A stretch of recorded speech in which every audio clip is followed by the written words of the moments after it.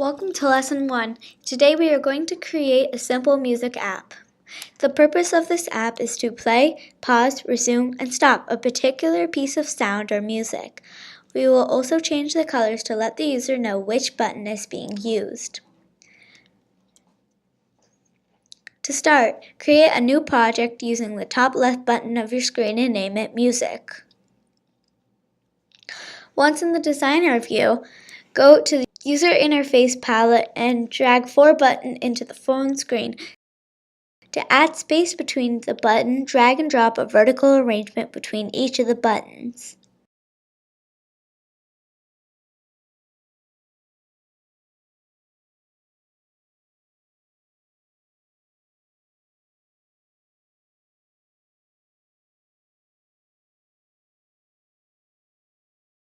Change the height of all the vertical arrangements to 10 pixels and the background color to none.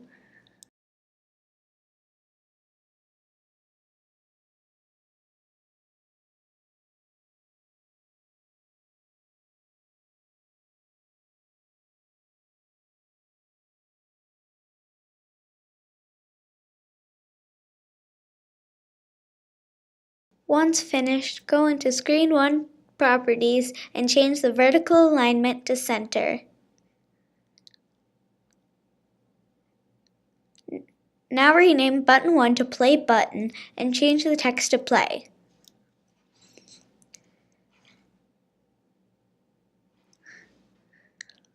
Rename Button 2 to Pause Button and change the text to Pause.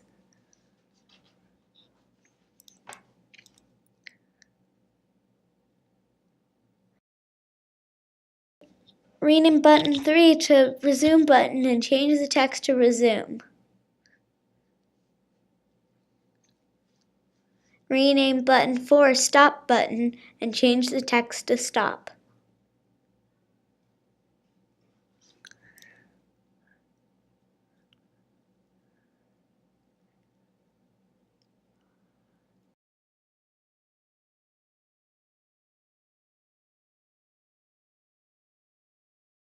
Now we will add the sound component to our screen. To do so, just go into the Media palette from the left window and drag sound into the screen. You will notice that the sound component does not appear on the screen. Instead, it is a background component that can be called upon using other actions. We will now upload the sound file required by this app, which has been provided to you.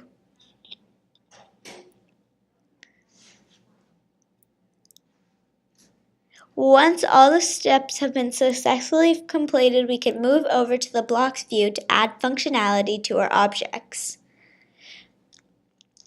There are 5 main functions that we want to achieve today. The first is to add your sound, the second is to pause the sound, the third is to resume it, and the fourth is to stop the music, and the fifth is to change the colors of the button when they are clicked. To achieve the first functions, all you have to do is go into the Play Button component list and drag the OnePlayButton.click block over to the coding section. We will now go into the Sound Components list and drag over a call Sound1.play block and attach it to the previous block. To change the color of our button, we will have to go back into the Buttons components and select Play Button.background color and attach it to the previous line of code. Next, attach the color green from the built-in functions to the Set Color block. You can explore the different shades by clicking on the color block. Similarly, we will attach the Set Background Color blocks for each of the other colors and set them to dark gray. The reason for this last step will be explained later in the video.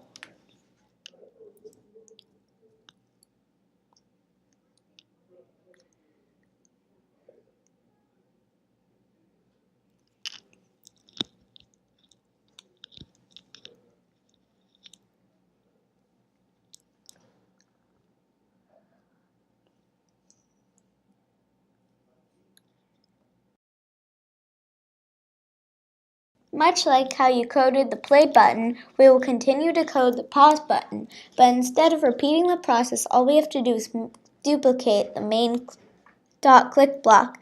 Notice when you duplicate it, it copies all the codes within the main block.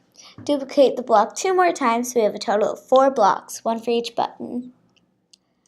For one of the new blocks, click on the drop-down list where it says Play button and select Pause button. By doing this, everything inside the block will happen whenever the pause button is clicked. Firstly, delete the call sound1.play block and replace it with call sound1.pause block.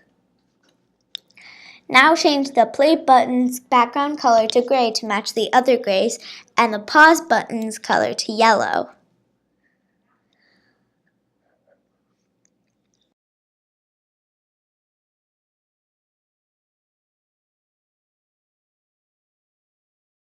Now repeat the process for resume button and stop button. Replace the previous sound function block with .resume and .stop, respectively.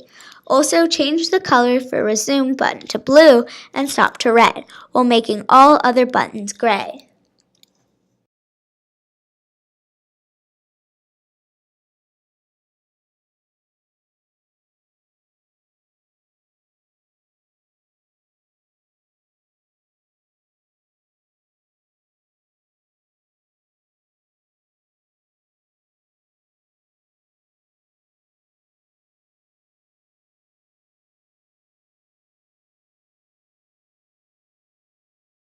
The reason we changed all buttons but one to gray is to ensure the user knows which button has been clicked. Otherwise, the colors on the other buttons would not change back to gray. With this, we have finished building our app for Class 1. To test the app, just go to Test at the top and select Thunkable Live.